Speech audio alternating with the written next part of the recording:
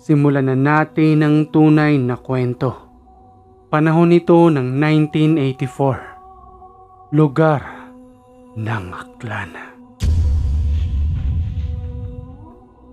Itago mo na lang ako kay Hiwaga sa pangalang Densyo. Nasa lahi kami ng mga manggagamot. Subalit hindi ko pinili ang manggamot at mas pinili kong tugisin ang mga mapinsalang aswang kesa manatili sa aming tahanan. Alam kong magastos at delikado, subalit yon ang naging porte ko sa mundo ng espiritual. Marami rin akong tangang gamit sa aking katawan at iba't ibang lugar na ang aking napuntahan, lalong-lalo na sa lugar ng Kabisayaan. Sa totoo lang, sa parting Kabisayaan ang may maraming mga gamit at dahil nga sa yon ang hinahanap ko, nagkakaroon ako ng kaibigan na kapareho ng aking layunin. Hanggang sa nakilala ko itong si Randy, na isa ring may tangan sa kanyang katawan. Magkasundo kami sa mga bagay, at kung saan man ako magtungo ay naroroon din ito. Hanggang sa isang araw sa aming lugar sa Aklan, may nabalitaan kaming dalawa ni Randy na may pumanaw umanong isang lalaki. Noong araw ay masukal pa sa aming lugar at mas nangingibabaw pa ang masukal na damuhan at malalaking puno. Magkakagwat naman ang mga tahanan noon dahil na rin sa ilan pa lamang ang naninirahan sa aming barangay noong panahon. Kaya naman talamak ang bali-balita sa pagkasawi ng lalaki.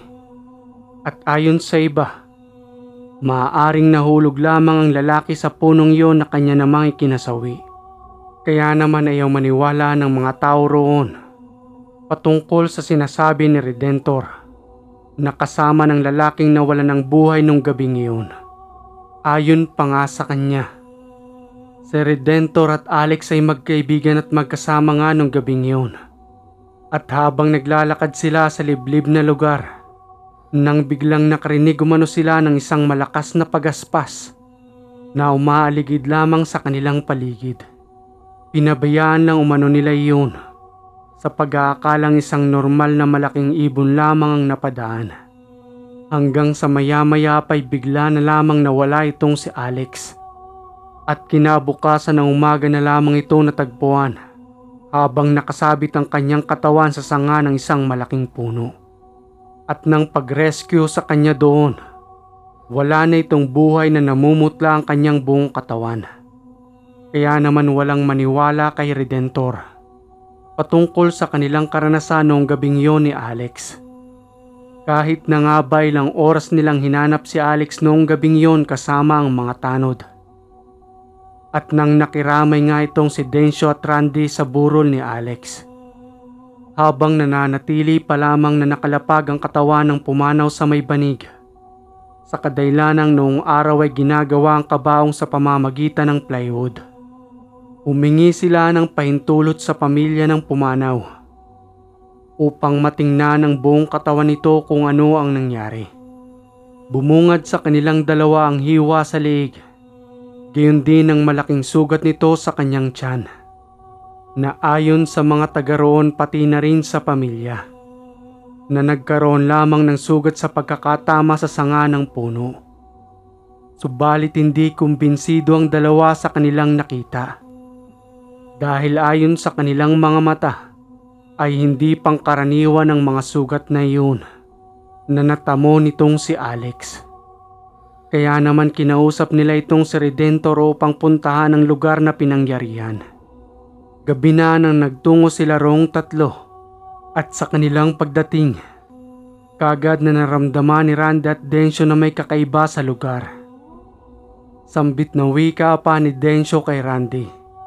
Sa tingin ko ay malapit lang rito ang kanyang tahanan. Sigurado kung nandirito lamang yon.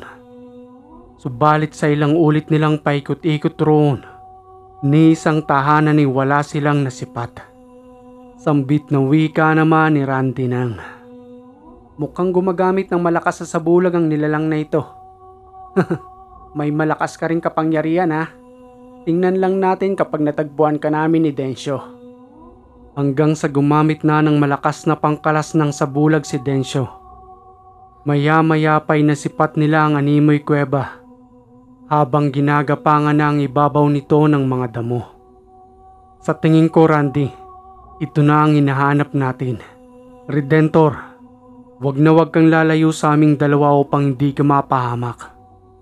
Pumasok silang tatlo sa loob ng animoy kuwebang yun habang dala-dala lamang ang isang siga.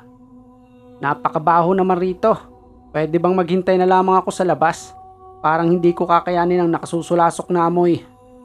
Hindi ka maaaring lumayo sa amin, Redentor. Kung ayaw mong matulad kay Alex, tiisin mo na lamang ang nakasusulasok na amoy. Subalit sa kanilang pananatili sa loob, wala roon ang nilalang na kanilang hinahanap. Kaya naman madali na silang lumabas roon dahil na rin sa sumasama na ang pakiramdam ni Redentor. Maaaring ipagpabukas na lamang natin ito, Randy, at bukas ay tayong dalawa na lamang ang babalik rito. Gusto ko mang taniman ng mga pangontra ang kanyang tahanan. Subalit maaaring hindi na siya bumalik dahil doon. Kaya mas magandang bumalik na lamang tayo rito kinabukasan.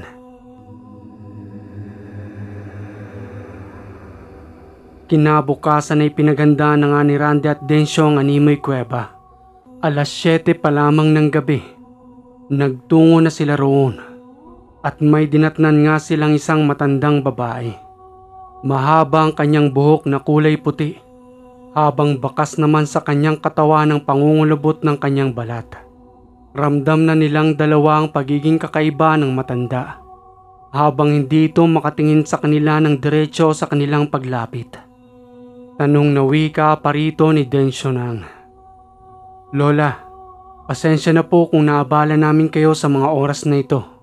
Wala ho ba kayong ibang kasama sa loob ng kuwebang yan? Tugong wika naman ng matanda. Bakit nyo naman na itanong yan sa akin, iho? Matagal na akong naninirahan dito at ako lamang mag-isang sumisilong riyan. Ngayon lamang ba kayo nagawi sa aking tahanan? Taga saan ba kayong dalawa? Mukhang naligaw yata kayo ng dinahanan.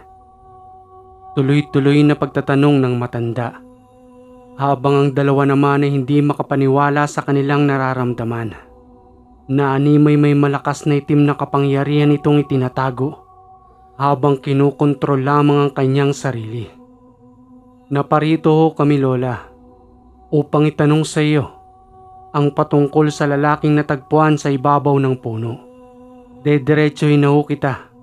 May kinalaman ho ba kayo roon? Ano ang sinasabi mo sa akin, iho? Na hindi kita maunawaan. Papaanong magkakaroon ako ng kinalaman roon? Sa kabila ng aking edad at sitwasyon, itong tungkod na nga lang na aking hawak-hawak ang nagbibigay ng lakas sa aking mga hita. Kaya papaano pang madadawit ako riyan? Lola, huwag ka nang magmaang-maangan sa lahat ng mga nangyari. Hindi mo man aminin sa amin. Subalit nararamdaman namin ang kakaibang lakas na mayroon ka. Huwag mo nang itago sa iyong pisikal na katawan ang totoo mong kapangyarihan. Dahil mapipilitan kaming gamitan ka ng mga inkantasyon na sigurado kung hindi mo magugustuhan. Umamin ka na lamang sa amin na may kinalaman ka sa pagpanaw ni Alex at maaari ka na lamang naming palisin rito. Subalit bago ang lahat ng iyon, kinakailangan mong isuko sa amin ang lahat ng gamit na mayroon ka, pati na rin ang nasa loob ng iyong katawan. Sa puntong iyon, nakipagmatigasan pa sa kanilang dalawang matanda habang humahalakak lamang ito sa pagtawa sa kanilang harapan. Ilang ulit ko bang kailangang sabihin sa inyo na wala akong kinalaman sa pagpanaw ng tinutukoy ninyong Alex? Umalis na lamang kayo rito sa aking tahanan. Dahil kung hindi, ipapalapa ko kayo sa 2 alaga kong aso na ngayon nyo lamang makikita sa talambuhay ninyo. Lola, huwag mo na nga kaming tinatakot. Ang tinutukoy mong aso ay ang Sigbin na kanina pa naming namamatyagang paikot-ikot rito.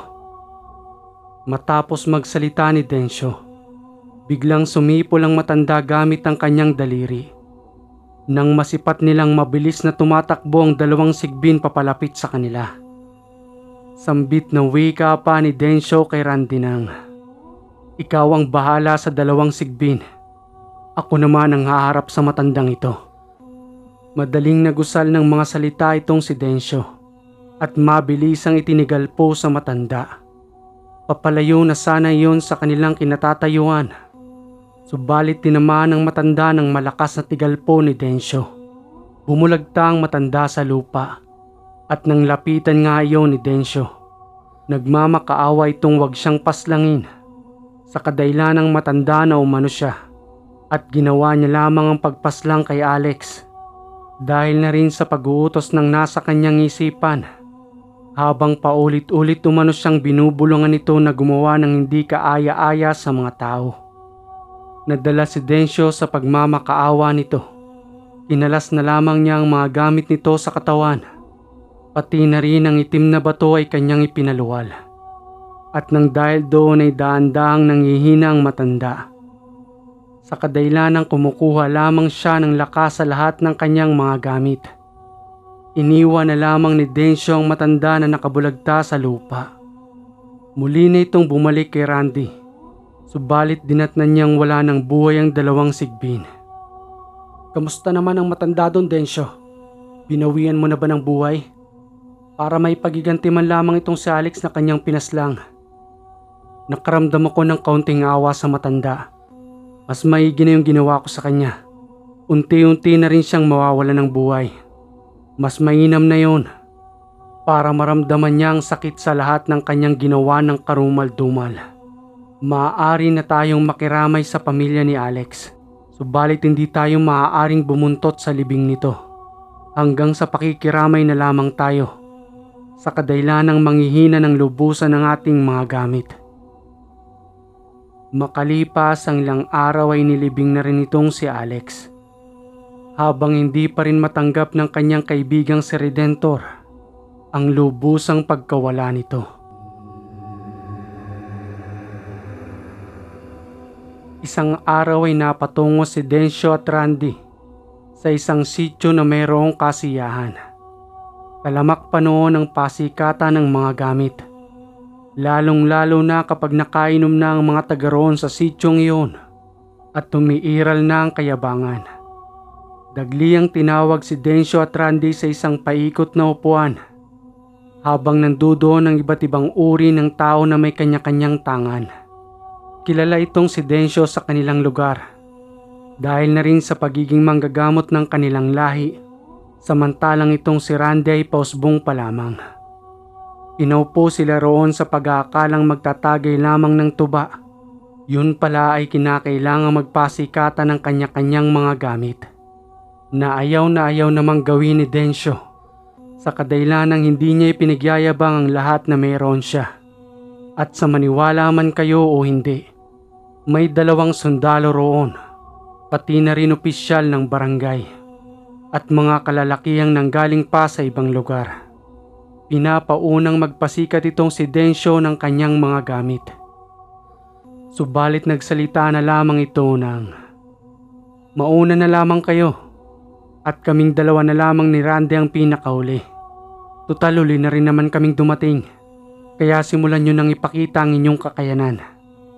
Nanood lamang itong si Randy pati na rin itong si Densyo sa ginagawa ng sundalo, pati na rin ang barangay official at iba pang mga dayo roon.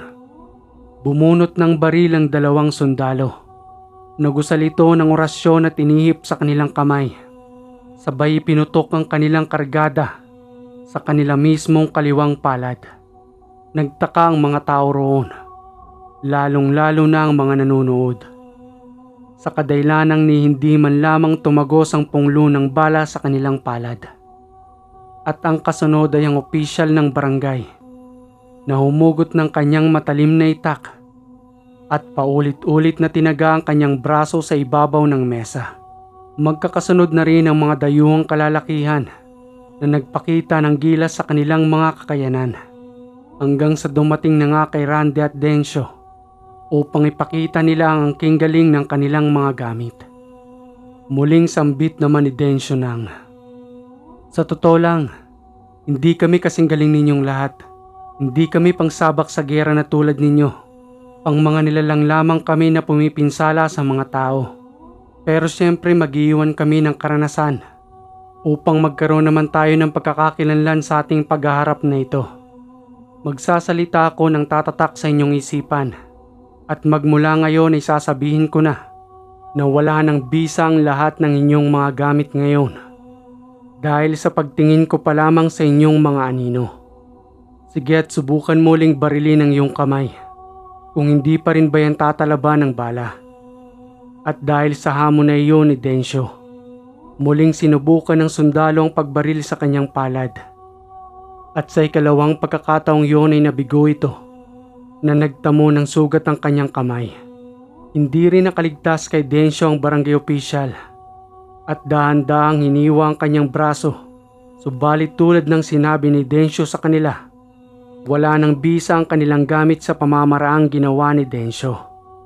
At dahil nga nagtamo ng hiwa ang barangay official na iyon, hindi na sumubok ang iba pang mga kalalakihan dahil na rin sa takot na maaari silang masugatan. Napamangha ang mga tao roon kay Densyo sa kadahilanang hindi ito gumamit ng kahit na anumang pagpapasikat sa kanyang katawan. Bagkus ay pinakita niya ang kanyang kakayanan na kaya niyang manipulahin ang kapangyarihan ng ibang tao. Huwag kayong mag-alala. Babalik rin ang kakayanan ng inyong gamit makalipas lamang ng 5 minuto. Maraming salamat sa inyong panyaya. Kinakailangan na rin naming umalis ni Randy sa kadahilanang may kinakailangan pa kaming puntahan. Nagtungo si Randy at Densyo sa burol na malapit sa sityong yun.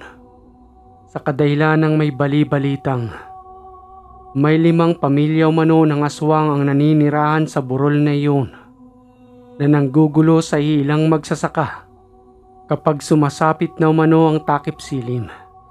At nang makarating nga sila sa gilid ng burol, kagad silang nagmatsyag roon at may nakita nga silang 2 tahanan. Pagdating pa lamang nila sa harapan ng bahay, may nakita na silang nagkalat na buto na maaaring sa tao o sa hayop. Kaya naman patuloy sila sa pagtawag kahit na maliwanag pa noon ang araw. Subalit ni Isa ay walang lumalabas na ayon sa mga nagsabi sa kanila na ganoon daw talaga ang tahanang iyon.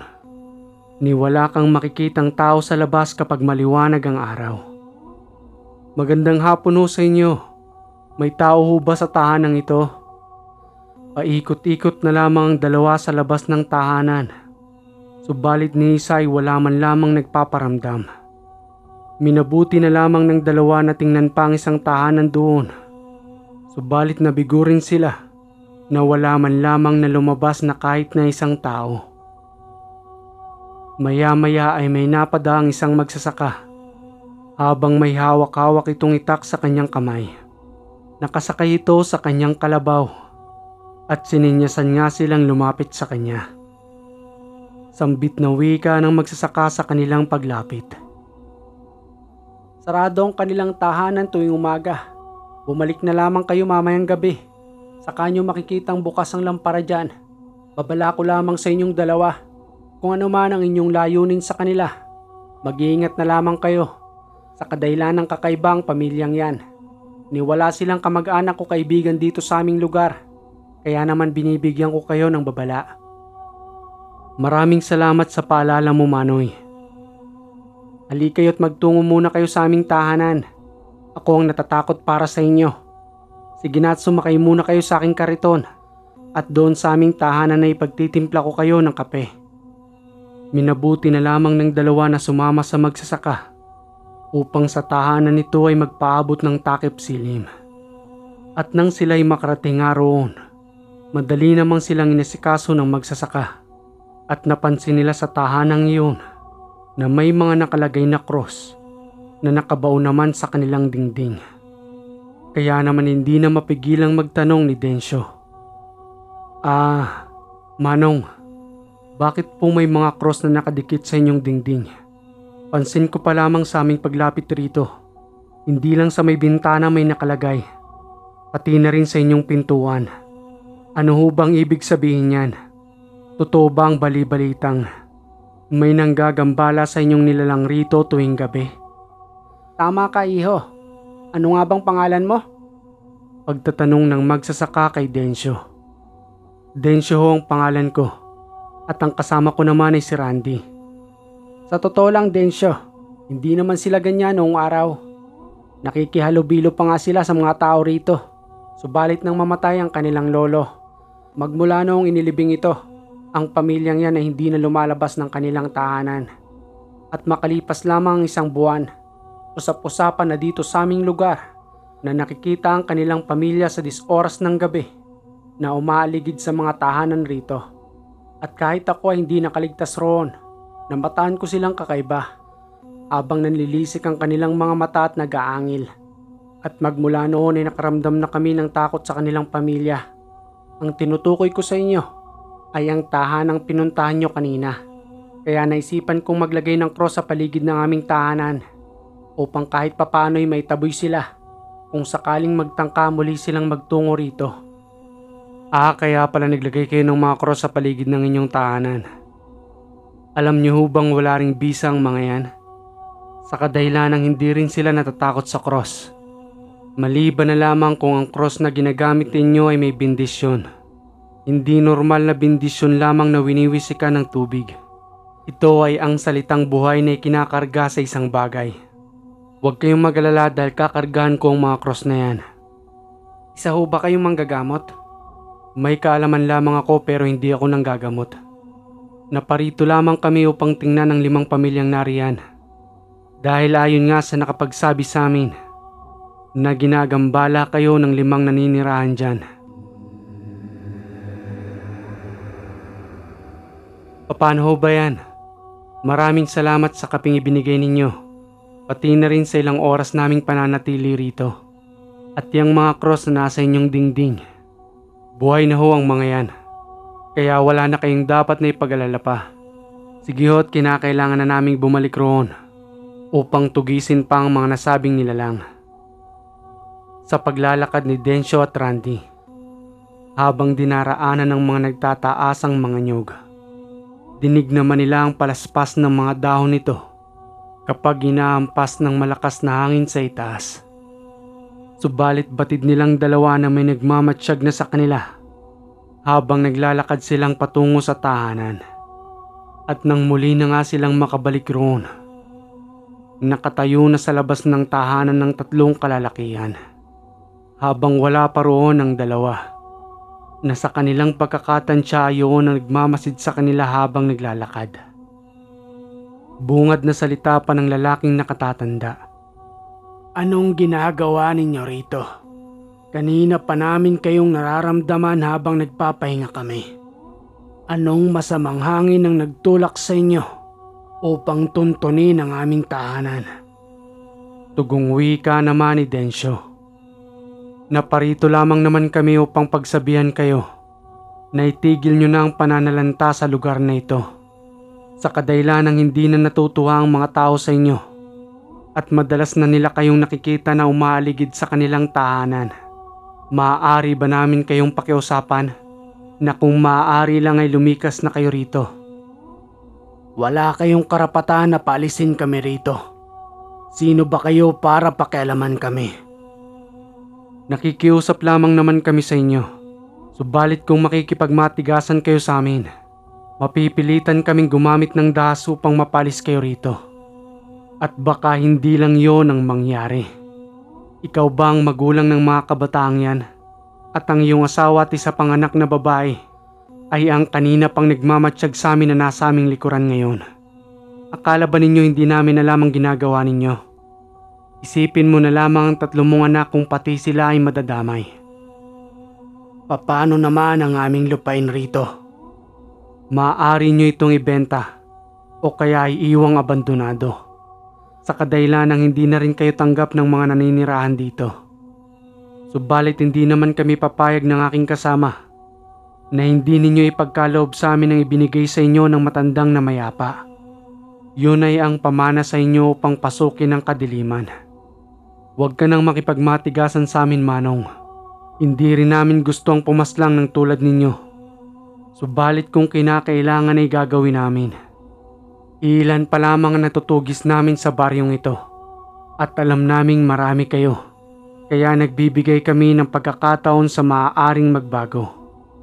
Harap-harapan kaming nakikiusap sa inyo na kung maaari lang isipin mo ang iyong mga anak. Dahil maaari kaming mapilitang idamay sila kung sakaling gagawa ka ng hindi kaaya-aya sa amin. Napilitang isuko ng pamilya ang ipinagkaloob sa kanila ng matandang na mayapa. Dahil yun ay bilang pamana sa kanila upang may sakatuparan ng saling lahi sa pamamagitan ng itim na bato na nagtataglay ng itim na kapangyarihan. Matapos makuha ng dalawa ang ipinagkaloob sa kanila, mas pinili na lamang na lumikas ng pamilya kesa manirahan pa sa lugar na iyon. Labag man sa kanilang kalooban, subalit kinakailangan nilang abandonahin ang lupang tinitirikan ng kanilang tahanan dahil na rin sa kahihiyang kanilang nagawa sa lugar. At nang malaman nga ng mga taong naninirahan doon na wala na sa kanilang lugar ang pamilyang may kakaibang abilidad, maluwag na silang nakakapagsaka at muli nang namumuhay ng tahimik sa kanilang barangay. Isang araw ay nagtungo ang dalawa sa bukid. Pinasyalan nila roon ang kanilang kaibigang Diwata habang may daladalang mga pagkain bilang alay. Pagdating nga nila roon, laking gulat nila nang makita nilang putol na ang malaking puno ng akasya kung saan doon naninirahan ng Diwata na kanilang kaibigan. Tinawag pa rin nilang dalawa yon sa pagbabaka sakaling nandoon pa rin ito na maaaring magpakita pa rin sa kanila. At hindi naman sila nabigong dalawa sa kanilang pagpunta roon sa kadahilan ng maya-maya lang ay nagpakita na ito na nakaupo sa putol na akasya. Batid nila ang kalungkutan ng Diwata dahil na rin sa pagkakaputol ng kanyang tahanan na matagal niya nang inaalagaan. Sambit na wika pa ni Randy na mas malapit ang kalooban sa diwatang yun. Humihingi kami ng kapatawaran sa iyo, magandang Diwata. Wala nang ibang maaaring gumawa nito kung di ang tao. Subalit hindi niya alam na may naninirahan sa punong ito. Kaya naman patuloy niya pa rin itong pinutol. At alam naming malawak ang inyong pangunawa. At eto nga pala at may dala kaming pagkain para sa iyo. Huwag ka nang maging malungkot, magandang Diwata. Maaari ka pa namang lumipat sa ibang malalaking puno na naririto. Tugong wika naman ng Diwata kay Randy. Kami ang tagapangalaga ng kalikasan, kaya masakit para sa amin kapag pinuputol ang mga puno rito. Subalit wala naman kaming magagawa. Bilang tao na tulad ninyo, kinakailangan nyo ang mga ganitong uri ng mga puno. Subalit sana naman ay hindi humantong sa pagkaubos ang mga punong naririto. Sa kadahilanang ito ang aming mundo at paraiso para sa amin ang magandang kagubatang ito. Sabat na wika naman ni Densyo. Maraming salamat sa malawak na pangunawa mo, Diwata. Subalit ikinalulungkot namin ang pagkaputol ng iyong tahanan. Maaari pa rin ba kaming magtungo sa putol na punong ito? At dito ka pa rin ba namin maaaring tawagin? Nandirito ang aming portal patungo sa aming kaharian. Kaya dito pa rin kayo magbabalik. Subalit nakakalungkot lang na isipin na wala na ang magandang puno na aking pinangangalagaan. Siya nga pala, bago pa namin makalimutan ni Randy, maaari ba kaming makainom ng mahiwagang tubig na nanggaling sa inyong espiritual na mundo? Ang tubig na pinapakiusap ni Densyo sa Diwata ay mas malakas pa sa Agua de Mayo bilang proteksyon na rin sa kanilang katawan at upang makaiwas sa kahit na anumang uri ng karamdaman. Maya-maya pa'y may nakita silang dalawang ginintuang baso. Nakapatong lamang ito sa putol na kahoy at ipinainom sa kanila ng Diwata ang dalawang basong yun na naglalaman ng mahiwagang tubig na nanggaling sa kanilang kaharian. At nang matapos na ngang mainom ng dalawa ang tubig, madali na rin silang nagpaalam sa Diwata at muli nang naglakbay patungo sa kani-kanilang tahanan.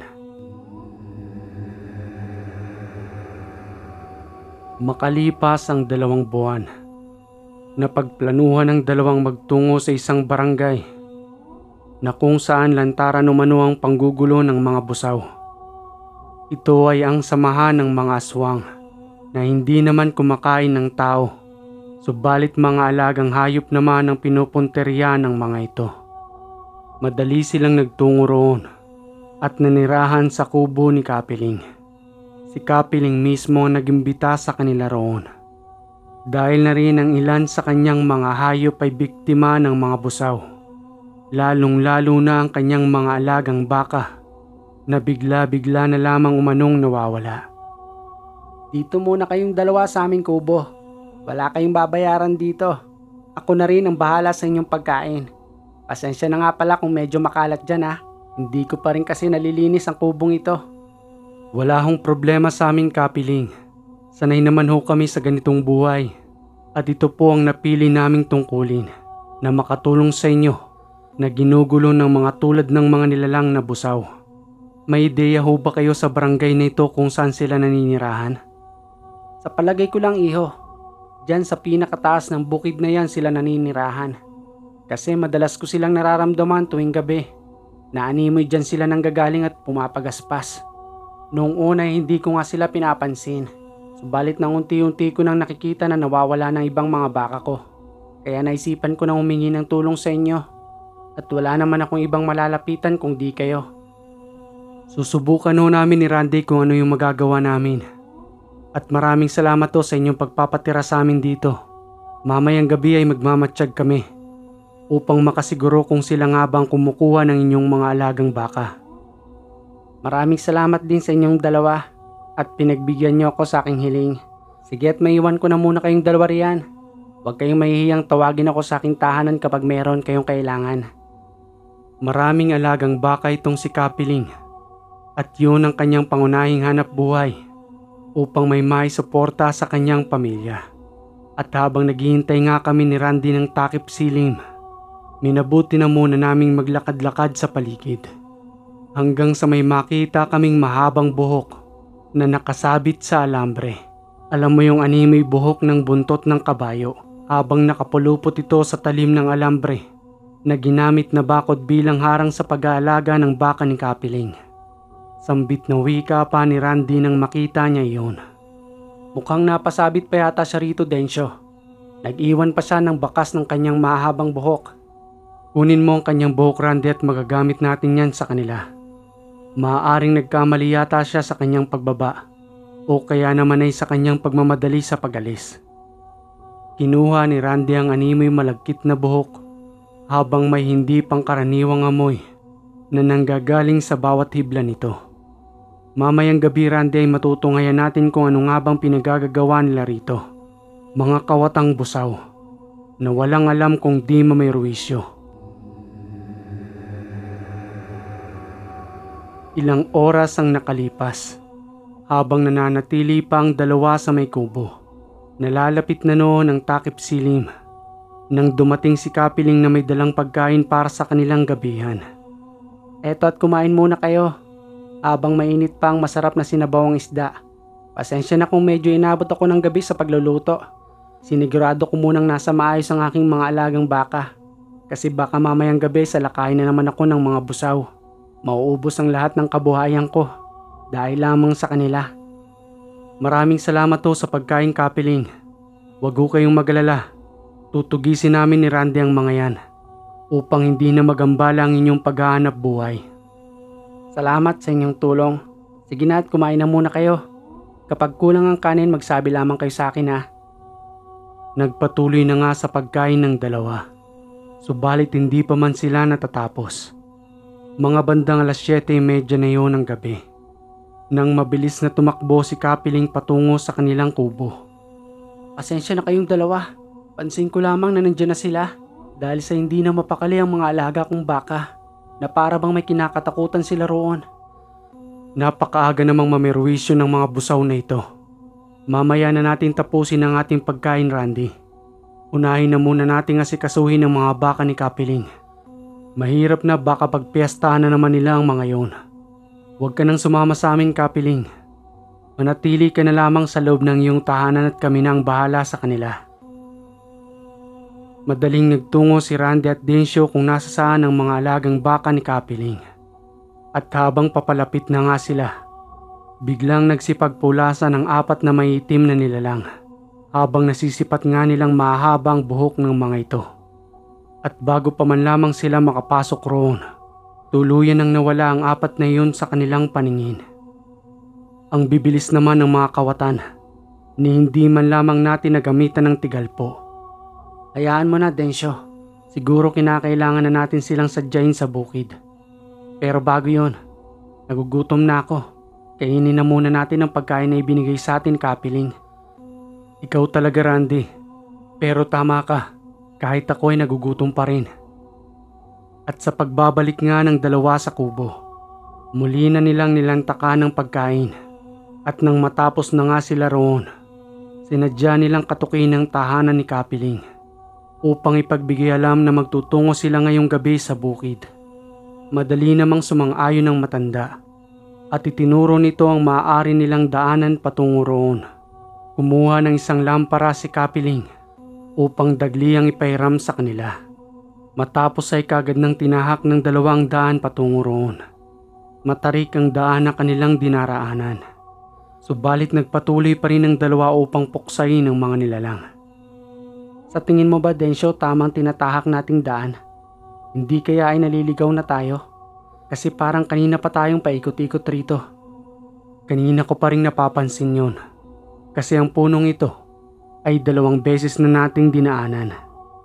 Gagamit na ako ng buhay na salita upang tanggalin ang sabulag na ginagamit nila sa ating daan. Ang akala siguro ng mga yon ay maliligaw nila tayo. Huwag kayong mag-alala dahil paparating na kami sa inyong lungga.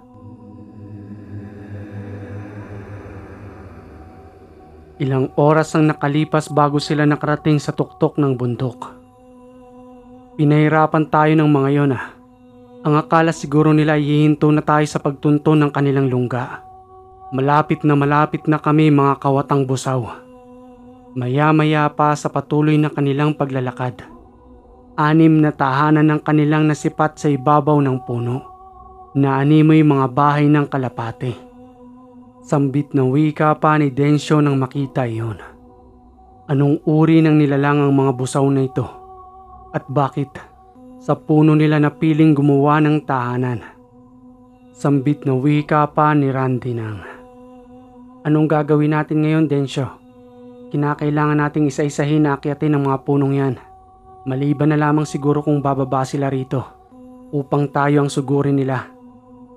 Hindi natin maaaring akyatin ang mga puno sa kadahilanang maaaring nakaabang lamang sila sa atin. At dahil doon ay isa yan sa paraan upang makaiwas sila sa kanilang mga kaaway. Kumuha tayo ng mga tuyong dahon at itambak natin sa ilalim ng puno upang sunugin. At sa pamamagitan noon ay kusa silang bababa upang harapin tayo. Madaling sinagawa ng 2 ang pagsunog sa ilalim ng puno. At habang 3 puno pa lamang ang kanilang napapaliyaban, nagsipagbaba na ang mga ito.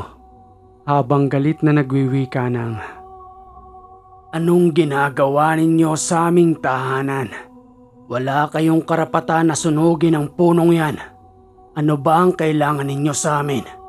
At mukhang hindi kayo basta-bastang nilalang. Hindi kami pumapaslang ng tao. Kaya huwag ninyo kaming gambalain rito. Kung ayaw niyong pagtulong-tulungan namin kayong 2. Tama kayo, ni hindi nga kayo pumapaslang ng tao. Subalit mga alaga naman nilang hayop ang pinipirwisyo ninyo. Hindi kami mapupunta rito kung wala kayong ginawang kabalbalan. 2 lamang naman ang pagpipilian ninyo.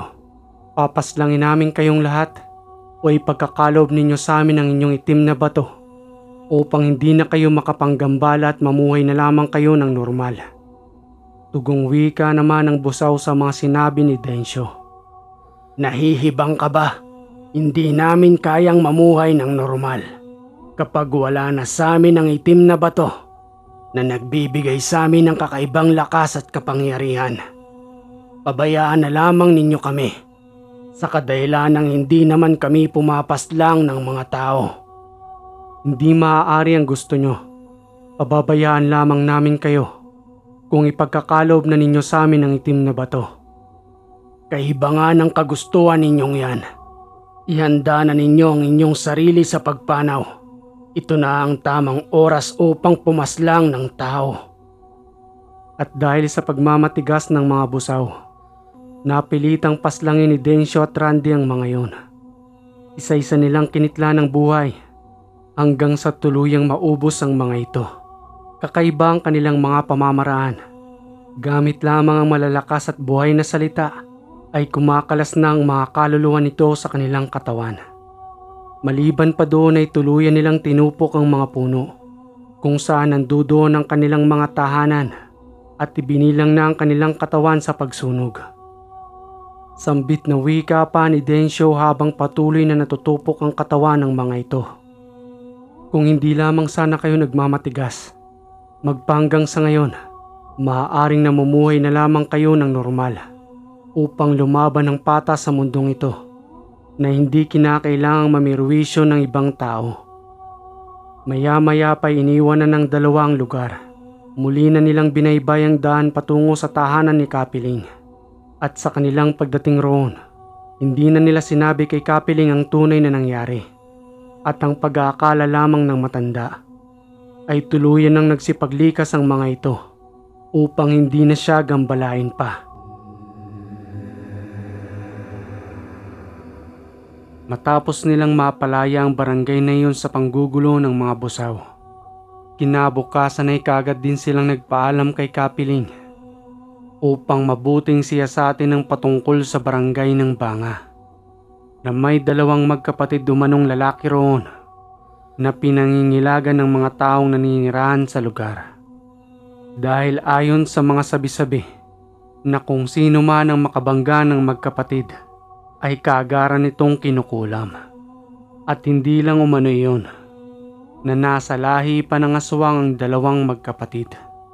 Wala man silang dalawang malalim na pruweba, subalit mapapatunayan nila ang mga haka-haka sa dalawang magkapatid kapag nagkatagpo na sila ng landas.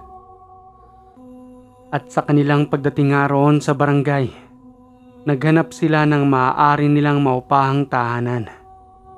Habang may nakasulat na karatula na ang isang bakanting silid ay pinapaupahan. Sambit na wika pa ni Densyo. Magandang araw ho. Kukunin na ho namin ang bakanting silid. Tugong wika naman ni Aling Flora. Albularyo ba kayong dalawa? Nahahalata ako kasi sa inyong pananamit, pati na rin sa inyong mga kwintas. Hindi naman ho kami albularyo. Mahilig lamang ho kami sa mga ganitong uri ng kolorete sa katawan. Mabuti naman kung gayon. Sa kadahilanang hindi ko kayo papapasukin sa aking paupahan. Bawal kasi ang albularyo rito at ayaw naming madamay sa inyong gulo. Ganoon ho ba? Ano ho bang gulo ang sinasabi ninyo? Hindi na nagsalita si Aling Flora sa mga oras na yun na animoy may kinakatakutan. Sinamahan na lamang sila nito upang magtungo sa kanilang silid. Marami hong salamat sa pagtanggap ninyo sa amin dito. Hindi rin ho kasi namin alam kung hanggang kailan kami magtatagal sa lugar na ito. Mayroon lamang kaming misyon na kinakailangang hindi pa man natatapos magsalita si Densyo. Madali nang tumalikod si Aling Flora na animoy walang narinig sa kanyang mga sinabi. At kahit na ang paunang bayad para sa kanilang pamamalagi roon ay nakalimutan na nitong kunin. Ano bang nangyari kay Aling Flora? Bakit parang ilag na ilag siya sa atin? Hindi pa naman tayo mabaho. Hindi ko rin alam, Densyo. Kanina lang naman ay maayos pang pakikitungo niya sa atin. Para bang hindi siya mapakali kapag napapalingon sa ating medalyon. At habang nag-aayos ang dalawa ng kanilang mga damit, naiwang nakabukas ang kanilang pintuan nang may mapadaang isang lalaki. Sambit na wika pa nito sa kanila habang nakatayo sa kanilang pintuan. Hoy, mukhang bago kayong dalawa rito, no? Ako nga pala si Benedict. Magkalapit silid lang tayo. Mukhang kakaibang pananamit ninyong dalawa. Ano bang uri ng kasuotan yan? Meron din kayong panyo na nakatali sa inyong ulo. Ito ba? Ganitong uri na ng pananamit na nakasanayan namin. Kaya para sa amin ay normal lang ito. Ako nga pala si Densyo. At ito naman si Randy. Magandang araw sa inyo, Randy at Densyo.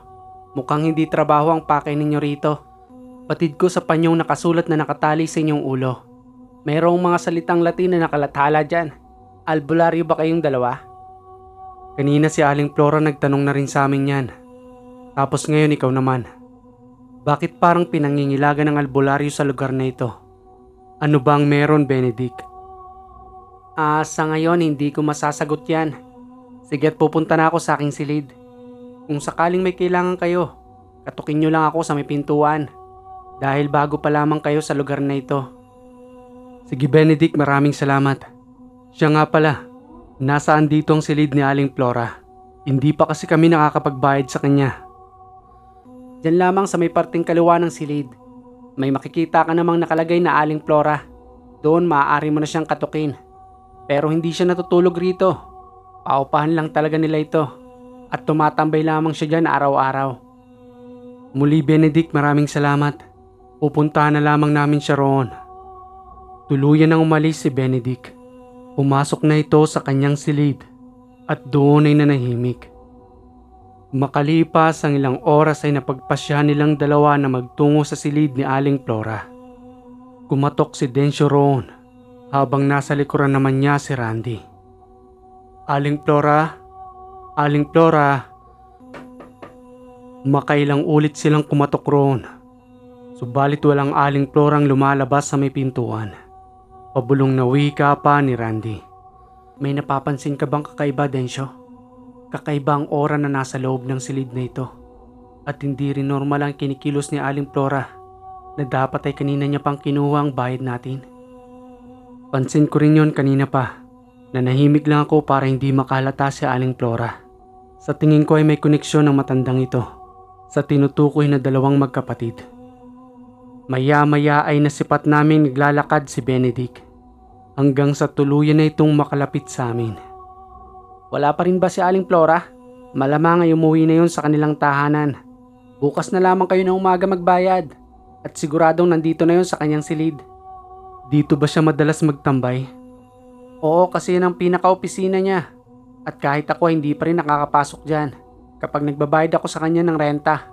Hanggang dito lang rin ako sa may pintuan. Ganoon ba? Sabagay hapon na rin. Saan ba may mabibilan ng mga pagkain dito, Benedict? Samahan ko kayo dyan sa may labasan. Merong tindahan dyan. Pati na rin karinderya.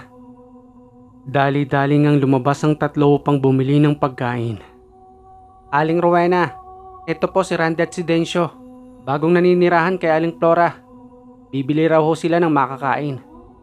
Mag-iingat kayo dyan, iho, sa dormitoryo ang napasukan ninyo. Aling Rowena naman, bibili lang ho sila ng pagkain.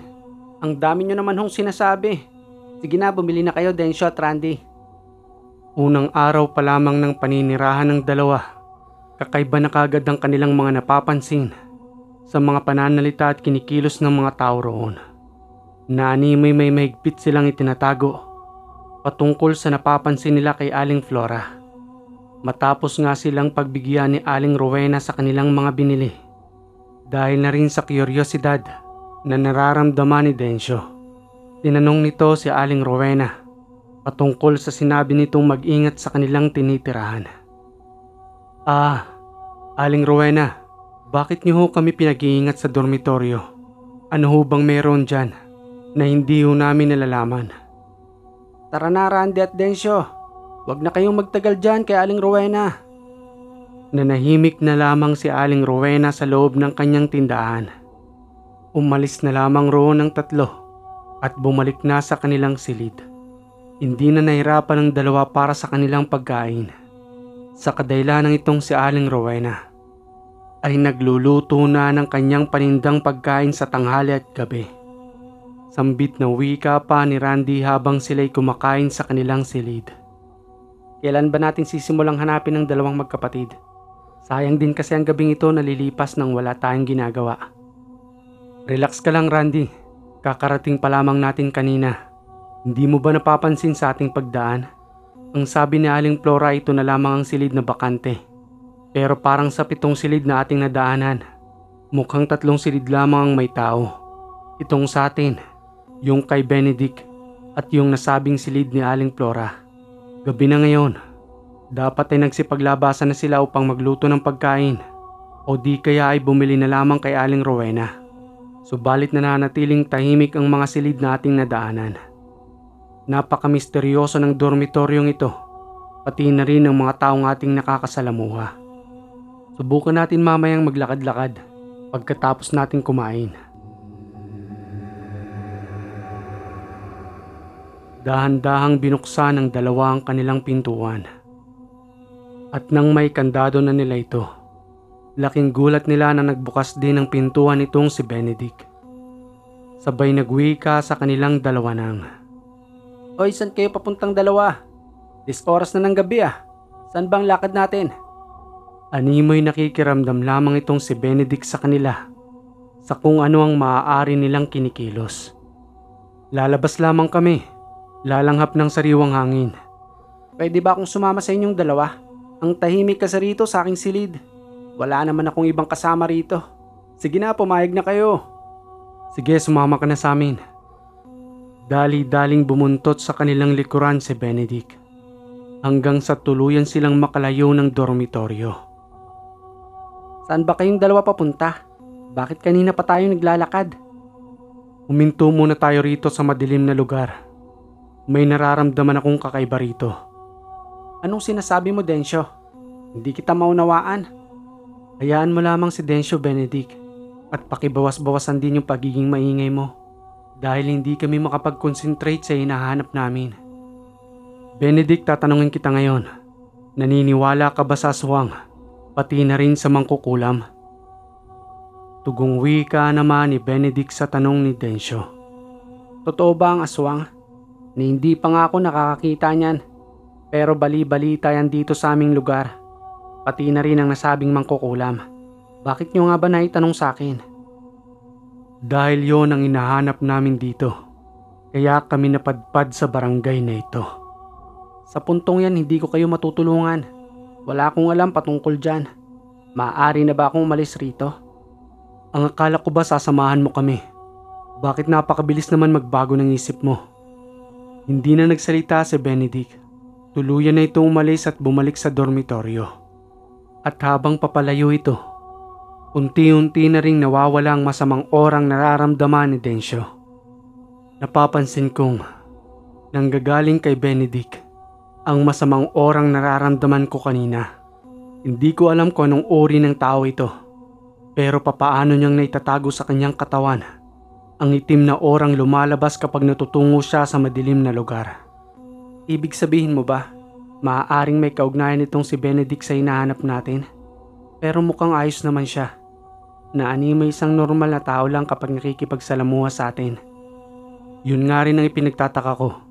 Pero hindi ako nagkakamali. Sa kanya nang galing ang ora na yon, na kanina ko pang nararamdaman nang magtungo tayo sa madilim na lugar na ito. Ipinagpatuloy na lamang ng 2 ang paghanap. Subalit wala na silang naramdaman ng tulad ng kanina. Kaya naman napagdesisyonan na lamang nilang bumalik sa kanilang tinutuluyan upang muling ipagpabukas na lamang ang paghanap. At nang nanduro na nga sila sa loob ng kanilang silid, pagpatak ng 12:00 ng gabi, habang silang 2 ay nagdarasal ng nakaluhod, nararamdaman nila ang kalusko sa silid ni Benedict. Naanimoy hindi ito mapakali sa kanyang silid na para bang may hindi pang karaniwang ginagawa. Pinabayaan lamang nila iyon habang ipinagpapatuloy ang kanilang pagdarasal. Makalipas ang ilang minuto, matapos nilang 2 magdasal, madali nilang kinatok ang silid ni Benedict. Benedict, anong nangyayari sa'yo dyan? Kinakailangan mo ba ang tulong namin? Subalit walang Benedict na sumasagot sa kanila hanggang sa maya-maya ay dahan-dahan itong nagbubukas ng kanyang pintuan. Pasensya na kayong 2. Sumama lang kasi ang pakiramdam ko. Kaya kanina pa akong paikot-ikot sa aking higaan. Kinakailangan mo bang tulong namin? Hindi na, Densyo. Maraming salamat sa inyong dalawa at sa pag-aalala sa akin. Muli nang isinarado ni Benedict ang kanyang pintuan. Subalit batid ng dalawa na bukas ang kanyang bintana na nasisipat naman sa kanilang silid.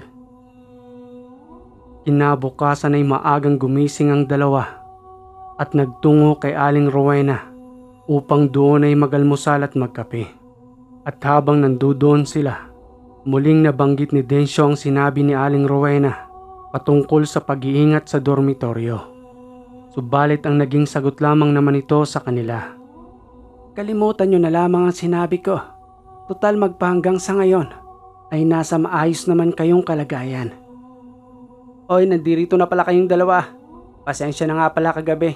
Medyo maingay ako dun sa aking silid kasi sobrang namimilipit talaga ako sa sakit ng tiyan kagabi. Ano bang almusalan meron kayo dyan, Aling Rowena? Pahingi nga rin ho ng isang kape, pati na rin yung isang masarap na suman. Ang akala nga namin ay kung napapano ka na. Siya nga pala dinaanan namin ng silid ni Aling Flora. Subalit wala pa rin siya roon. Anong oras ba siya nagpupunta rito? Mga alas 9 bumalik kayo roon. Tiyak ay nandoon na yun sa kanyang opisina. O paano ba yan maiwan ka namin dito, Benedict? Tapos na rin kasi kaming magalmusal at may kinakailangan pa kaming puntahan ngayong umaga. Sige at mag-iingat na lamang kayong dalawa. Pag nakita ko si Aling Flora, sasabihan ko na lamang na hinahanap niyo siya. Iniwan na nila roon si Benedict. Subalit habang papalayo silang dalawa, napapansin nilang animoy pinagsasabihan nitong si Aling Rowena. Nabatid nila sa bawat mustya ng kanyang kamay na may kasama pang panduduro ng kanyang kaliwang daliri. Habang itong si Aling Rowena ay nakayuko lamang na pinapakinggan ang mga sinasabi ni Benedict. Kinahapunan sa kanilang pagbalik roon, habang naglalakad silang patungo sa kanilang silid, may nakita silang isang nakabukas na pintuan at nasulyapan nilang isa pang lalaki na noong hapon lamang nila nakita roon. Makisig ang pangangatawan nito na malayo naman sa katawan ni Benedict na isang patpatin. Hanggang sa dire-diretso lamang sila sa kanilang silid. Pagpasok nila roon, ilang minuto pa lamang ang nakakalipas ay mayroon ng kumakatok. Madali itong binuksan ni Randy. O ikaw pala yan, Benedict. Ano ba sa atin? Wala naman. Ipapakilala ko lamang sana sa inyo itong aking kapatid. Doon siya naninirahan sa kabilang kwarto. Siya nga pala si Lian. Magandang hapon sa iyo, Lian. Ako nga pala si Randy. At ang kasama ko naman na yon ay si Densyo. Hi sa iyo, Lian. Magandang hapon din sa inyong dalawa. Kung sakaling may kailangan kayo, huwag kayong mahihiyang lumapit sa amin. Sige at maiwan na namin kayo. Sige lang, Benedict. Nakangiting pagpapaalam ni Benedict sa dalawa na sa mga oras na iyon ay may kakaiba na itong ikinikilos. Hindi na sinarado ni Randy ang pintuan sa kadahilanang magtutungo pa sila sa tindahan ni Aling Rowena. Subalit sa kanilang pagdating roon, sarado na ang tindahang iyon na kahit ang mga paninda ni Aling Rowena sa loob ay wala na rin doon. Kaya naman laking pagtataka ng dalawa kung saan na nga ba nagpunta si Aling Rowena. Samantalang kaninang umaga lang ay nandoon pa ito habang inaasikaso ang lahat ng kanyang paninda. Bibili ba kayong dalawa? Wala na si Aling Rowena. Kakalis niya lang kanina. Hindi kasi sa kanya itong pwesto na ito. Kay Aling Flora din ito na pinapaupahan lamang sa kanya. Ano namang dahilan at bakit umalis siya? Hindi ko rin alam eh. Nagmamadali na lamang siya kanina na kinuha ang lahat ng kanyang paninda. Ah, ganoon ba? Siya nga pala, nakita mo ba si Aling Flora? Si Aling Flora? Hindi ko napansin eh. Mabuti na nga yun 2 araw kayong hindi nakakabayad. Ayaw nyo ba nun? Hindi naman sa ganoon. Pero kinakailangan naming bayaran ng pananatili namin dito. Samahan mo nga kami, Benedict. Magbaka sakali tayo baka nandoon pa siya sa kanyang silid. Madaling nagtungo ang tatlo sa silid ni Aling Flora. Hindi pa man sila kumakatok. Daglian na silang pinagbuksan ng pintuan. Subalit kunting siwang lamang ng pintuan ang nakabukas. Sabay wika ni Densyo kay Aling Flora nang, "Mabuti naman o at nandirito kayo. Eto nga ho pala ang bayad namin dito sa aming inuupahan. Madali naman yung kinuha ni Aling Flora. Subalit wala man lamang ni isang salita na isinarado kagad ang kanyang pintuan. Sambit na wika naman ni Densyo. Ano bang nangyari kay Aling Flora? Hindi naman siya ganyan noong una namin siyang makausap. Sa palagay ko may problema lang siguro siya. Hayaan na lang natin si Aling Flora. Sambit na wika iyon ni Benedict. Siya nga pala, wala pa rin kayong pagkain, di ba? Meron kaming niluto ng aking kuya. Mamaya tatidan ko na lamang kayo sa inyong silid. Kinagabihan nga ay may daladalang pagkain nitong si Benedict. Nakalagay ang ulam sa may garapon, habang ang kanin naman ay nakalagay sa 2 plato. Pagpasensyahan nyo na ha, sa garapon ko na inilagay ang ulam. Wala na kasi akong ibang mapaglagyan. Dinuguan nga pala yan na paborito namin ng aking kuya. Salamat dito, Benedict. Walang anuman yon. Sige at enjoy nyo na ang pagkain. Sa pagbukas pa lamang ng 2 sa garapon, amoy na nila ang bango ng dinuguan. Subalit bulong na wika ni Densyo kay Randinang. Anong akala nila sa ating 2? Mga baguhan? Habang si Randy naman ay patuloy na naduduwal dahil sa nakitang laman ng dinuguan. Hintayin nyo lamang 2 na lubusang magtakip silim upang matigil na ang kasama ninyong 2 magkapatid na nandirito lamang pala sa dormitoryong ito. Napagplanuhan ng 2 na pagpatak ng 10:00 ng gabi ay magtutungo sila sa madilim na lugar upang pasunurin ang 2 magkapatid. At kung sakaling ang sumunod ang 2 yun, doon na nila ito bibigyan ng paghuhusga upang matigil na ang kasamaan ng 2. Makalipas nga ang ilang oras, lumabas si Randy at Densyo sa 10 oras ng gabi. Nagtungo silang 2 sa madilim at masukal na damuhan. Hanggang sa naramdaman nga nilang may sumusunod sa kanila. Subalit hindi 2, kundi 3 ang mga ito. Madilim ang paligid at wala man lamang ni isang dumaraan na tao roon. Dahil na rin sa liblibang lugar at masukal na damuhan lamang ang nasa paligid. May kalayuan na rin iyon sa dormitoryo. Subalit hindi tumigil ang 3 sa pagsunod sa kanila. Hanggang sa nagwika na nga itong si Benedict. Matibay kayong 2. Kahapon ko pa kayo kinukulam. Pero parang hindi nyo naman ito iniinda. Kaya gagamitan na namin kayo ng dahas. Ito na ang huling gabi ninyo sa aming dormitoryo. Magpaalam na kayong 2 sa isa't isa. Wala kayong awa. Pati ba naman ikaw, Aling Flora? Kinukonsinti mo ang 2 anak mo. Ang akala nyo ba hindi namin alam na iisang pamilya kayo?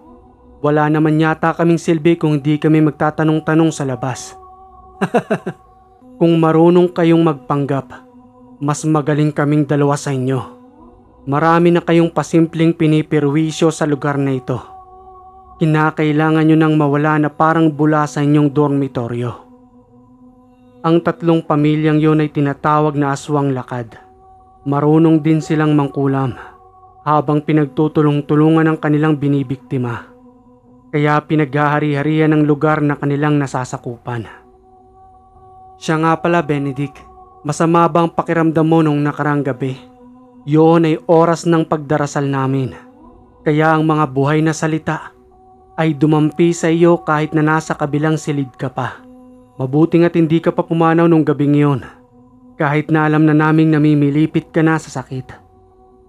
Dahil sa mga sinabing yun ni Densyo, nanggalaiti sa galit itong si Benedict. Hanggang sa sabay-sabay na silang sinugod ng 3. At hindi naman nila sinayang ang pagkakataong iyon. Sa pamamagitan lamang ng buhay na salita, tinigal po nilang sabay-sabay ang 3 na ni hindi man lamang nakalapit sa kanilang harapan.